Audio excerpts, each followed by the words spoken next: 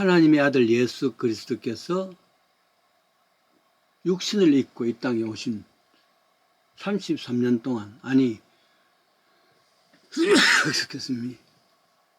공생의 3년 동안에 3번에 걸쳐서 죽은 자를 살리신 일이 있습니다. 그것은 죽은 자가 살아났다는 것은 하나님만 하실 수 있는 것 아니겠습니까? 그래서 예수님은 하나님이시다 하는 것을 증명해 주신 겁니다. 그 외에도 말이죠. 가령 구약에서는 엘리야가 한 번, 엘리사가 한 번, 신약에서는 베드로가 한 번, 바울이 한 번, 또 4명이나 살리신 일이 있습니다. 예수님 사건은 3번이 있었습니다. 합하면 성경 전체에서 죽은 자를 살아나게 하는 것은 7차례겠습니다. 예수님께서 첫 번째 죽은 자를 살리신 것은 마태복음 9장 8절에 있는 회당장 야이로의 딸을 살렸죠. 둘째는 누가복음 7장 11절에 보면 나인성 과부의 아들을 살리시는 기적이 나옵니다. 세 번째 요한복음 11장이죠. 유명한 나사로를 무덤에서 살립니다. 나사로의 무덤 앞에 왔을 때 예수님께서 눈물을 흘렸습니다. 아주 한자로는 아주 3가지 야소곡 이것만이 나와요. 야소곡 예수님 울으셨단 말이죠. 사실은 하나님의 아들을 예수는 이 땅에 오셔서 똑같이 우리와 같이 시장도 하시고 피곤도 하시고 슬프도 하시고 또 목마르시고 통곡도 하시고 이 인간적인 모습 그대로입니다. 나사렛 부활 사건은 예수님께서 이 땅에 오셔서 어떻게 사셨는가 하는 이런 것을 느끼면서 죽은 자, 꼭 그것은 시신만 아니겠지요. 때로는 내 마음이 죽을 때가 있습니다. 절망할 때죠. 믿음이 죽을 때도 있습니다. 잠자는 시간이죠. 내 믿음이 잠잔다 그렇게 말하지 않습니까? 죽어있는 영혼을 살리는 때에, 잠자는 내 신앙을 살릴 때에 어쩌면 예수님께서 나사로의 무덤 앞에서 한 3가지 명령이 있습니다. 그 명령이 적용될 수 있을 것이라 생각됩니다. 이 명령을 깊이 한번 묵상을 해보세요. 첫 번째 11장 39절입니다. 요한복음이죠. 돌을 옮겨 놓아라. Take away the stone. 살리기 위해서는 무덤에서 제일 첫 번째 이스라엘 사람들이 유대인들의 믿음 세미타리 그러니까 시신을 돌을 파고 말이죠.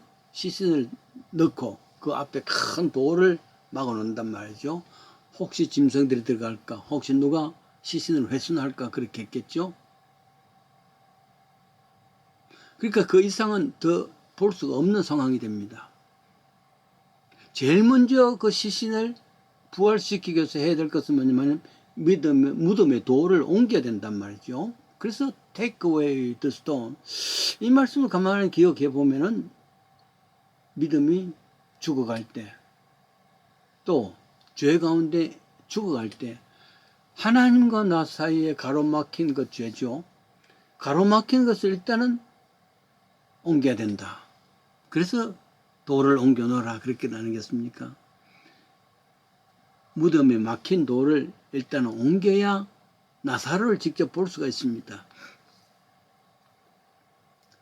내가 하나님과 나 사이에 하나님의 대면을 하기 위해서 방해하는 것이 무엇인가? 그것이 거대한 돌입니다. 그것을 옮기는 것이 급선무란 말이죠.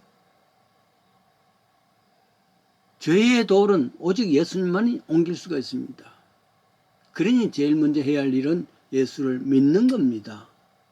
이 믿음은 그 거대한 죄의 돌을 옮기고 하나님을 만날 수 있는 길이 됩니다. 지금 나와 하나님 사이에 가로막고 있는 죄의 돌이 무엇인가? 이를 굴려버려야 한 추력이 있기 때문입니다. 여호수아는 요단강을 도하면서 12지파에게 강 가운데 있는 돌을 하나씩 갖고 오라 그럽니다. 그러니까 강 건너서 12돌을 세웠습니다. 그곳 이름을 길갈이라 이름합니다. 길갈의 의미가 뭐냐면 굴러버린다. 지금까지 광야에서 하나님께 배신했던 거, 불신앙했던 거, 욕하던 거, 그 모든 수치인 것을 다 굴러버리고 저 애굽에서 종살이 하던 그 수치를 다 굴러버리다 그 말이죠. 나사라의 무덤 입구에 있는 돌을 굴려버렸다는 뜻입니다. 수치를 굴려버리나 죄를 굴려버리라. 두 번째로 예수님께서 그 무덤 앞에서 명령하고 있습니다. 나사로야 나오느라. 라자로스 come out. 돌을 옮겼지만은 그 안에 있는 시신은 죽어 있는 것이죠. 태초에 천지 창조하실 때에 하나님께서 빛이 있으라 하니까 명하시니까 빛이 있습니다. 지금 나사로의 무덤 앞에서 죽은 자의 이름을 부릅니다. 나사로야 나오느라 그 말 아니겠습니까? 그곳에는 죽음의 곳이니까 그곳에서 나오느라 살아나라는 말이죠. 명령입니다. 신약성경에서 히브리서라는 것이 있습니다. 요하기. 그 히브리서의 요하기 예수입니다. 3장 1절에는 이 예수를 깊이 생각하라. 12장 2절에는 이 예수를 바라보라. 그 세 번째는 13장 13절입니다. 이 예수께 나와라. 무덤에 막힌 돌을 굴렀다면 이제는 그 무덤에서 나와야 되는 것이죠. 그것은 예수님 말씀을 믿는 것입니다. 그래서 생명의 역사가 있단 말이죠. 예수를 믿고 나온 말씀을 믿고 나오는 겁니다. 복음의 길은 무덤 앞에 있는 돌을 치우고 그리고 그 말씀을 믿는 것입니다. 내 말을 믿으면 하나님의 영광을 보리라 그랬습니다. 죽은 자가 살아날 수 있는 길은 하나님의 영광을 볼 수 있는 길은 하나님을 말씀을 믿는 겁니다. take away 하고는 come out 했을 때에 그 순종하는 것이죠. 근데 이것으로 끝난 것이 아닙니다. 세 번째 또 명령이 있습니다. 명령형 동사지요. 세 번째는 어떤 명령을 하시냐면 풀어놓아 다니게 하라. Take up the grave clothes. 11장 44절입니다. 나사로가 나와라 했을 때 나사로가 걸어 나왔지만은 다른 건 할 수가 없어요. 왜? 온몸에 꽁꽁 묶여 있지 않습니까? 유대인들의 장사 방법은 온몸을 붕대로 칭칭 감는 겁니다. 이는 스스로 풀지를 못합니다. 누군가 풀어줘야 합니다. 그렇지 않고는 어떤 행동도 할 수가 없습니다. 풀어줘라. 그러면은 풀어서 손발로 무엇인가 봉사도 사랑도 할 수 있는 것 아니겠습니까? 지금 내 몸을 꽁꽁 묶여있는 붕대는 무엇인가요? 인습일 수가 있고 습관일 수가 있고 내 사상일 수가 있고 고집일 수도 있습니다. 이런 거 다 풀어버려야지 복음의 역사를 할 수 있다는 그 말이겠죠. 행함이 없는 믿음이라는 것은 죽은 믿음이라 그랬으니까 행함이 없다는 것은 나를 꽁꽁 묶고 있는 그 자아를 만드는 말입니다. 나사로는 죽었습니다. 그럼 복음은 살리는 것 아니겠습니까? 그런데 그러기 위해서는 먼저 나와 하나님 사이에 있는 죄의 돌을 굴러버려야 된다는 것. 나사로야 나오느라 했을 때 말씀을 믿고 말씀 따라 사는 순종하는 것입니다. 그리고 내가 있는 모든 붕대들을 다 풀어버리고 손발을 자유롭게 하나님 앞에 헌신 봉사하는 복된 삶을 사시기를 원합니다.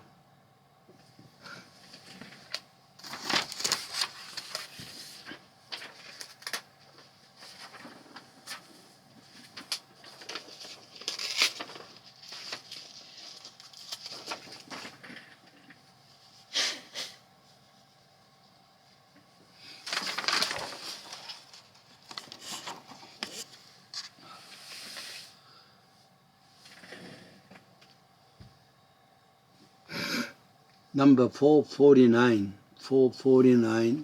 449 토픽 땅에 묻힌 무덤. 시카고 팡스 시간입니다. 최후의 만찬은 누가 그렸는가? 답은 레오나르도 다빈치 그림입니다. 그러나 사실은 확실한 답은 아닙니다. 왜냐하면 최후의 만찬에 대한 이름으로 그려진 그 그림이 참 수십 가지란 말이죠. 그 가운데 다빈치가 그린 그림이 유독 유명합니다. 왜 그럴까? 사람들은 이야기합니다. 너희 중에 나를 팔리라. 바로 그렇게 했을 때에 거기에 같이 있던 제자들의 반응, 그 얼굴들을 잘 표현했기 때문이라 그렇게 말합니다. 얼마나 놀랐을까? 난 아니지요. 그렇게 했을 거 아니겠어요? 그때 부인하며 온몸에 두려움을 가졌던 몸 표현을, 얼굴을 표현한 것이란 말이죠.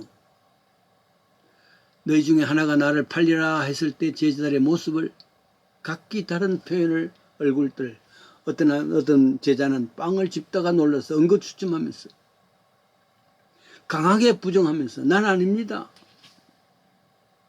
때때로 사람들은 가룟 유다를 미화시킵니다. 예를 들어서 예수가 인간적으로 좋아했던 막달라 마리아하고 삼각관계를 만들려고 소설을 칩니다. 어떤 면에서는 당시의 유다 민족주의자들과 같이 가룟 유다라 예수가 로마의 모든 정권에서부터 새로운 독립운동을 할 수 있을 거라 생각하고 그 예수님을 기대했는데 마지막까지 하지 않으니까 예수를 팔아버렸다. 그러면은 그때 무슨 기적이 일어날 것이다. 독립 역사가 일어날 것이다. 이렇게 해서 했다. 그렇기도 합니다. 그러나 성경은 마태복음 26장 24절에 예수가 직접 그를 일컬어서 그는 차라리 나지 아니했으면 좋았을 것이다 하고 그 인격을 정리해 주었습니다. 결국은 탐욕이었습니다. 세상에 이런 비극이 어디 있겠습니까? 당시에 백성들로부터 무시당하는 불의의 사람들을 창녀, 세리 그랬습니다. 그러나 가룟 유다는 거기에도 해당되지 않습니다. 요한복음에서 도적인 고로, 도적이라고 표현했습니다. 그래서 결국 단테 신국에게는 가룟 유다는 지옥의 맨 밑바닥 구청에 시제를 벌였던 브루투스와 함께 배신자의, 남의 뒤통수를 배신자의 말로 기독교의 불교에서 제일 참 천한 모습으로 보여줍니다. 어떤 면에서는 너무 억울하다고 할 수 있습니다. 사실은 가룟 유다는 당시 이스라엘에서는 제일 흔한 이름입니다. 헷갈리지 않기 위해서 이름 앞에 고향을 붙였습니다. 그것은 즉 가롯 출신의 유다란 말이죠. 그게 남자만이 아니라 여자도 그렇습니다. 그때 제일 많이 사용하는 이름이 마리아입니다. 막달라 마리아라는 것은 막달라라는 동네에서 출생했던 마리아라 그런 뜻이, 그렇게 구분했단 말이죠. 본래 유다는 12제자 중에서 특별한 제자입니다. 모두가 다 북쪽 갈릴리 출신입니다. 그러나 가룟 유다는 남쪽 예루살렘 남쪽의 사람입니다. 북쪽 갈릴리라면 후진 동네 사는 것이라면 주로 어부로서 그래서 살았던 사람, 잡일을 하는 사람들입니다. 그러나 유다는 당시의 수도 예루살렘 출신이니까 뭔가 다르단 말이에요. 서울 사람이라 이 말이죠. 지방 사람이라. 그래서 예수님께서는 그를 회개를 맡겼습니다. 지금도 회개의 일 아무나 할 수 없죠. 지금도 시피에는 똑똑한 사람입니다. 아무나 할 수 없단 말이죠. 어쩌면 처음 예수를 따랐을 때 가룟 유다는 진심으로 순전한 마음으로 제자가 되었을 줄 압니다. 살면서 그렇게 바뀌어지는 것이죠. 그래서 결국은 은 30에 예수를 팝니다. 나중에 예수님께서 십자가에 처형됐을 때에 몸부림치면서 후회를 했습니다. 그래서 찾아갔습니다. 제사장을. 이거 물려달라. 은 30령을 돌렸지만은 그러나 지도자들은 그건 네가 알아서 할 것이야. 일단 끝났어 하고 그 이후에는 상종도 하지 않았습니다. 그럴 때 은 30을 성전에 던져버렸죠. 보통 이런 돈 헌금함에 넣습니다. 성전에 있는 그러나 이것은 성전 안에 넣으면 안 된다. 핏값으로 사는 것이니까 부정하다 해서 헌금함에 들어가지도 못합니다. 그래서 그 돈으로 허름한 무덤을 사서 나그네 죽음을 사용했다 그러죠. 결국 자신이 목매어 자살하고 난 뒤에 죽었을 때에 창자가 흘러나왔다는 표시까지 했습니다. 아마도 그가 샀던 돈으로, 그 돈으로 은삼십으로 나그네 무덤을 짓었으니까 자신도 거기에 묻혔을 줄 압니다. 참 비극입니다. 순전한 마음으로 출발했는데 결과는 비참하다 그 말이죠. 진심으로 예수를 따랐는데 낮은 자는 배신자가 되었다 그 말이죠. 이것은 우리에게 메시지를 주는 겁니다. 지금 예수를 따르는 많은 믿음의 사람들 순전하게 순수하게 출발했지 않습니까? 그런데 어떤 경우에는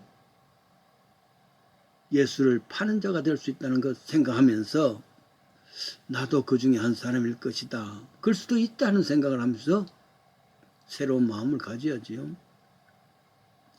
왜 그랬을까 한번 생각해 봅니다.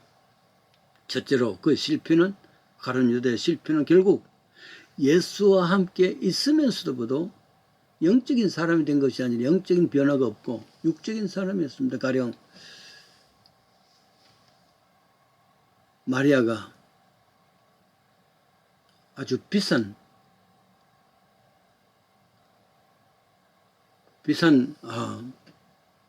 것을 가지고 옥합을 깨뜨려서 예수님 머리에 발랐을 때 이것은 전적으로 예수님의 죽음을 준비하는 준비입니다. 마리아는 영적인 생각을 하셨죠. 그래서 옥합까지 깨었습니다. 그럴 때 유다는 육신의 눈으로 봤단 말이죠. 어찌하여 300데나리오가 넘는 이 옥합을 깨뜨려서 그 가난한 사람에게 나눌 수 있는데도 구제할 수 있는데도 어떻게 협의하느냐 화를 냈단 말이죠. 한번 생각해 보세요. 마리아는 예수의 죽음을 준비하는 영적인 것입니다. 그러나 가룟 유다는 오직 육적인 생각을 했단 말이죠. 위의 것을 생각하고 땅의 것을 생각하지 말라 그러는데도. 둘째는 회개의 기회를 놓쳤습니다. 예수님께서 마지막까지 사랑하시면서 유다의 회개를 원했습니다. 나와 함께 그릇에 손 넣는 자가 나를 팔리라 구체적으로까지 지적해 주었습니다. 그러면서 회개의 촉구를 했습니다. 심지어 내가 떡 한 개 주는 자가 바로 그 사람이다 지적했습니다. 그러나 그 기회를 놓쳤단 말이죠. 세 번째는 마지막으로 하늘에 묻히는 무덤이 있고 땅에 묻히는 무덤이 있는데 하늘의 것보다는 땅의 것을 더 귀하게 여겼던 하늘에 묻힌 무덤 대신에 땅에 묻힌 무덤이 되었습니다. 우리는 이 땅에 살면서 하늘에 묻힐 것이다. 전국의 소망을 사고 살아가는 삶입니다. 땅에 묻히는 무덤으로 끝나는 것이 아니라는 말이죠.